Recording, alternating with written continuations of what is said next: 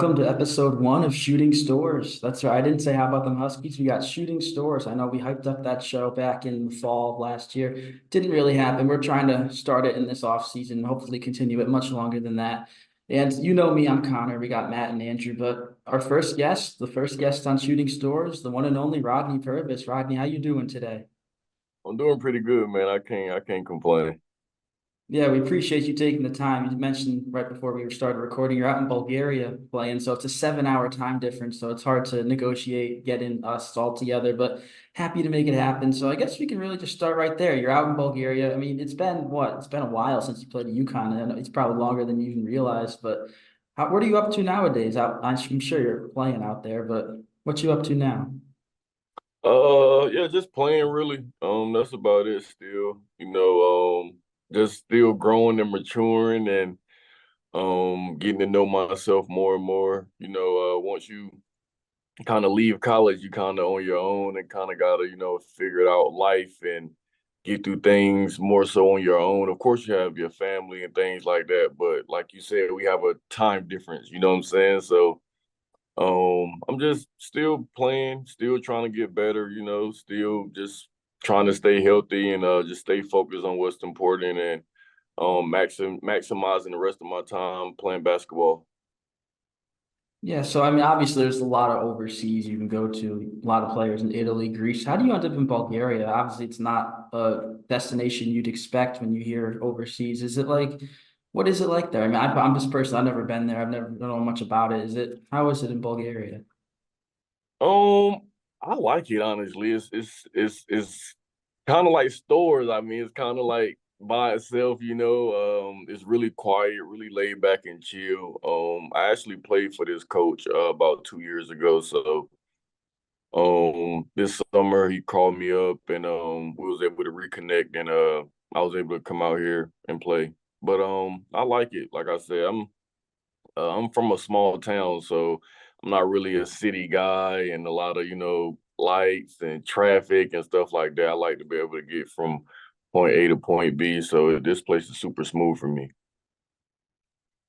Yeah, and you mentioned stores. How, in a way, did were you able to kind of translate over from NC State into stores? Obviously, you transferred. Was that a big transition? Were they more similar than maybe some might think? Let us know about that transition a little bit. Um, the biggest transition is probably just the distance, because I was from Raleigh, North Carolina, so staying closer to home was, of course, it was easier, you know what I'm saying, with your family and your friends right there. But transferring to stores, it wasn't that big of a difference for me, honestly. I think what helped a lot was my teammates, though. Like, everybody, nobody's from Connecticut, so everybody's from different places. So we all come together and kind of just find a way to be there for each other and make it work. Because we're all in a different environment than what we're accustomed to, So you kind of get there and you just make it home and just try to make the best of it. Yeah, so how closely have you been following the team since you left? Obviously, I'm sure you're well aware of the back-to-back national championships. I mean, we see all these alumni at the games. I know you're obviously playing overseas. You couldn't make it to the Final Four, but it's just awesome to see like the culture, the connection that UConn builds. How closely are you following the team now?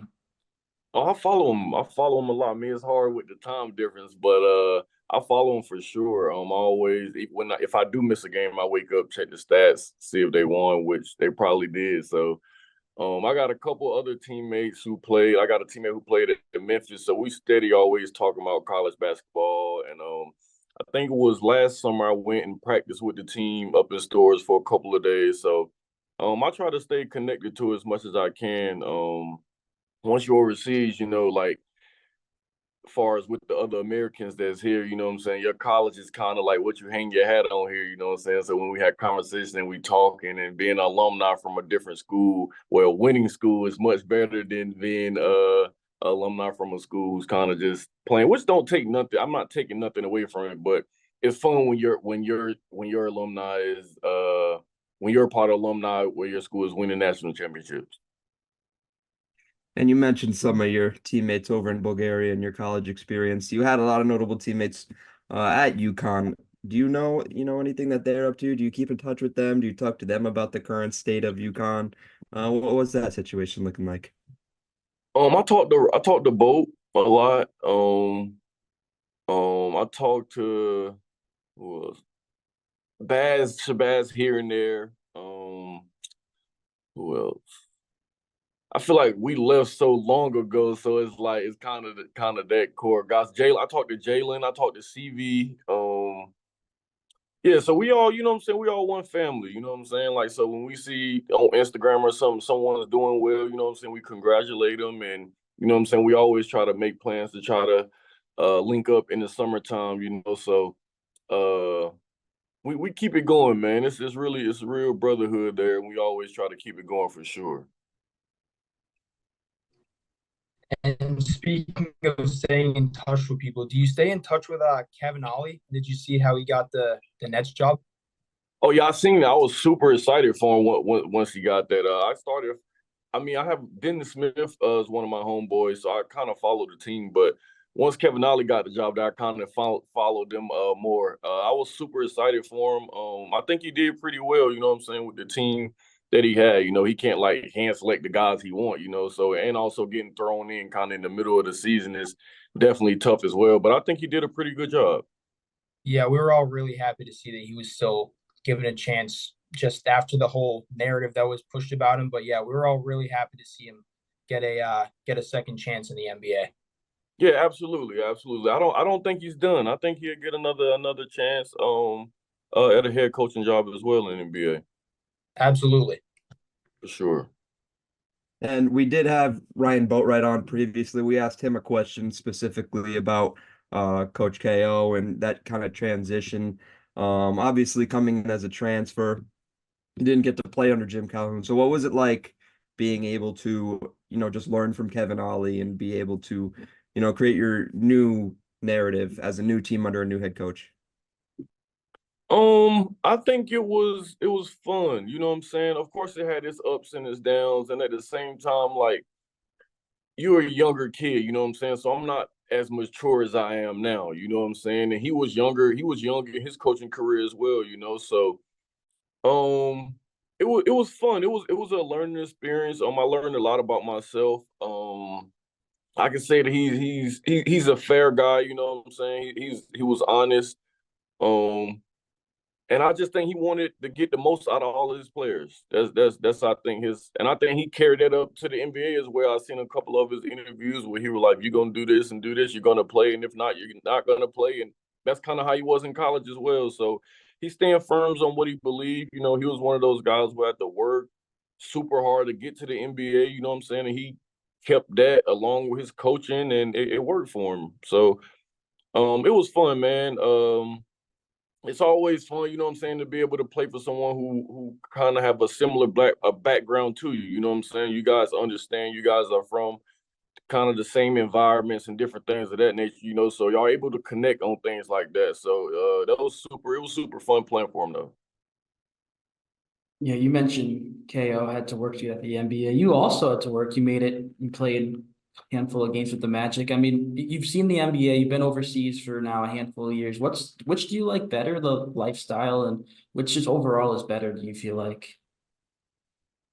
I mean, of course, the NBA is just on a whole nother level as far as lifestyle. But as far as a guy in my shoes, kind of, you know what I'm saying, day to day and year in and year out, you're kind of like on a non-guaranteed contract, you know what I'm saying? So you're never able to really get comfortable, you know what I'm saying? So, and for, I mean, overseas as well, you know what I'm saying? They cut people left and right overseas, but um, I don't know, man. I'm like I said, I'm super chill and laid back, bro. So I really enjoy being able to just go to practice and come home, find me something to eat, play the video game, and just chop it up with my family.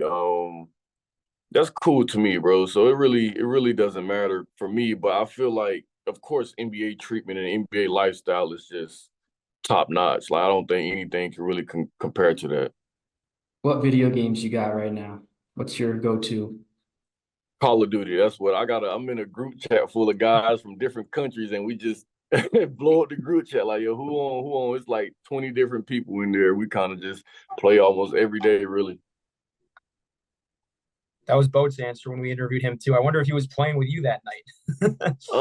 No, I haven't played with Boat in a minute, but we talked. Like I said, it'd be hard to kind of connect. You know what I'm saying? Everybody be on different times and stuff like that. You know, so and a lot of times with Call of Duty, it's like you like to play with your group that you're comfortable with. You know what I'm saying? So it's tough, but we played a couple times though for sure. And those Bulgarian Call of Duty servers must not be the friendliest. They actually the Wi-Fi is okay. It's as long as you got good Wi-Fi, you good, bro. As long as your Wi-Fi good, you're okay. So we're doing a complete 180 from Call of Duty. We're gonna talk, obviously, I don't want to call you an old man, but a lot of things have changed in college basketball since you played, most specifically NIL, all this stuff. Obviously, I assume you wish you had that when you were a player. But what's your whole opinion on the NIL and the transfer portal, everything that's changed since you left? I I like the fact that guys are getting paid for sure. Like I really that was a huge move by the NCAA. I totally respect them for that.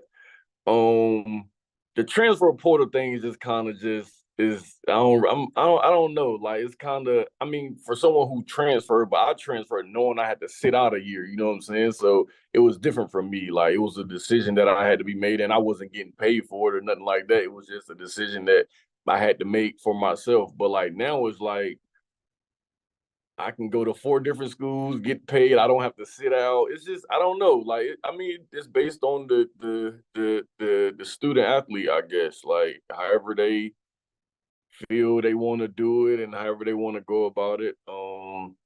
It's no knock to them. So I totally respect it. I mean, if you go somewhere you don't like it and you're able to leave without having to sit out, I mean, by all means, go ahead. But I don't know. I'm pretty sure I'm removed from the game, so it doesn't affect me at all. But like for a for a college coach, I would probably 100% hate it for sure because I feel like it's hard to build a team like how it used to be. Like you have this guy who's gonna grow and develop, and in 2 3 years he could be an All American or something like that. But guys not even trying to wait and make it that far. You know what I'm saying? So I feel like if you ask different people who in different situations, they'll have a different outlook on it. Would you and your teammates, obviously back in the locker room, you weren't able to profit off your likeness. Would you have discussions about this? Or was this something that you guys kind of, took seriously? Is this something that you wanted to push for, or was this something that was kind of just in the back of your head?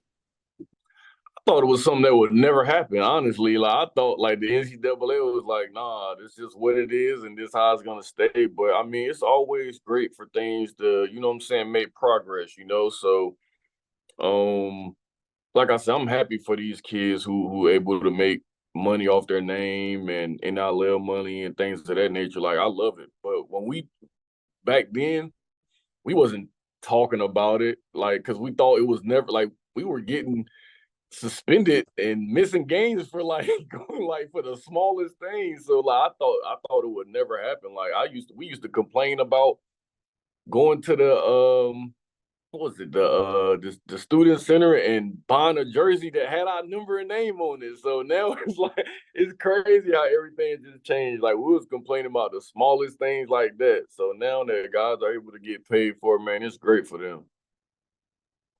Yeah, I'm sure at least once you saw when you were there, see someone wearing a Purvis jersey walking around campus, knowing I'm not getting anything from that. But it's just funny to see how things change, like you say. Got a couple more questions Yeah. here, then we'll wrap up. Obviously, you sat a year, you said that. If you could go back in time, obviously, maybe not go back in time, but say you play now, you don't have to sit. Are you okay with like sitting or like, because we talked with RJ Cole, who played after you, and he sat a year transferring in. He said he almost preferred to so he could learn the system and grow.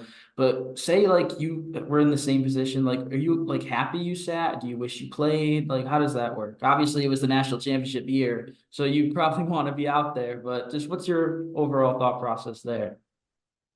Um, I think you shouldn't have to sit.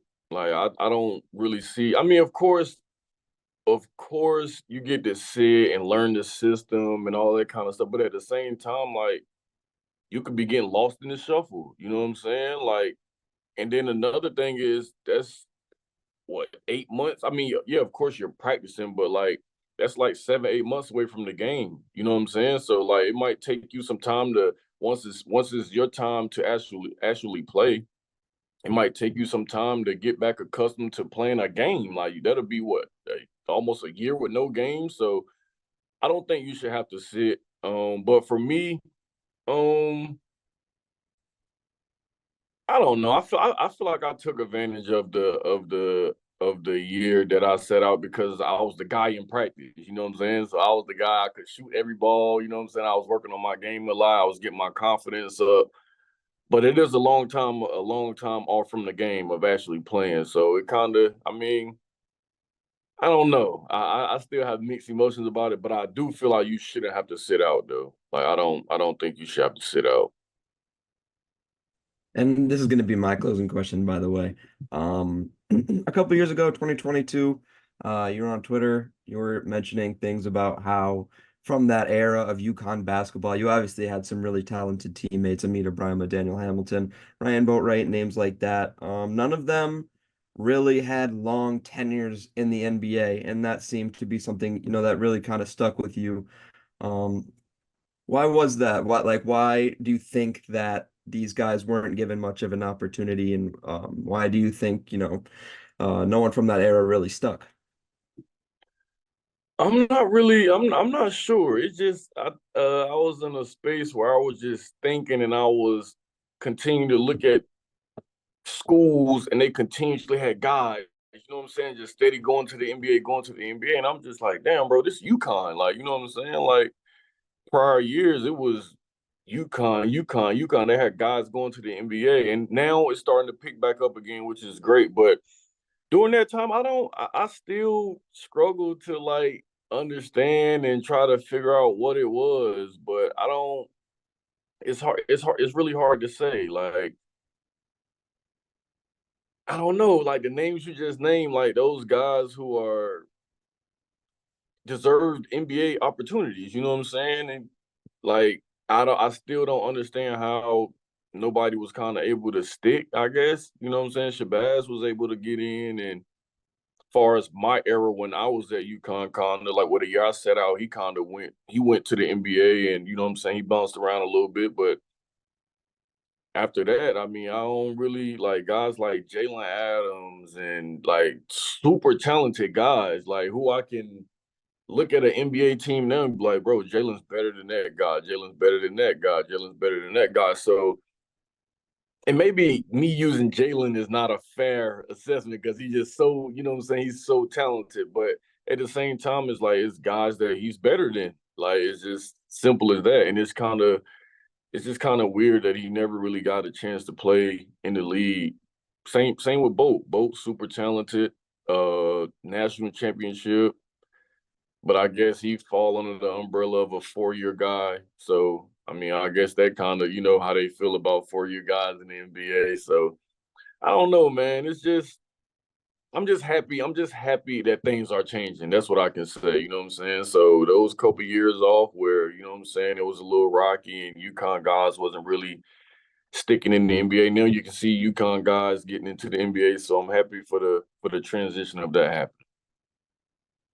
Yeah, that's what I was gonna say. I was gonna say like those guys, unfortunately, like as much as Jalen and Vital and all them, they did deserve a spot in the NBA. They were kind of like the wake up call for the NBA to think that, oh, these UConn guys aren't just these 4-year guys who had to stay in college. They're actually real tough players. Like you see Hawkins and Jackson, Sonogo getting time, and now Castle and Klingon are going to get drafted new and too. So I feel like unfortunately they were kind of the wake up call for the NBA. I don't think that's fair at all, but it's still great to see all these UConn guys still doing their thing though, for sure. Yeah, absolutely. Now I'm seeing that what they got, how many guys, they got a couple guys like that's in the lottery this year. You know what I'm saying? So that's super huge for the program.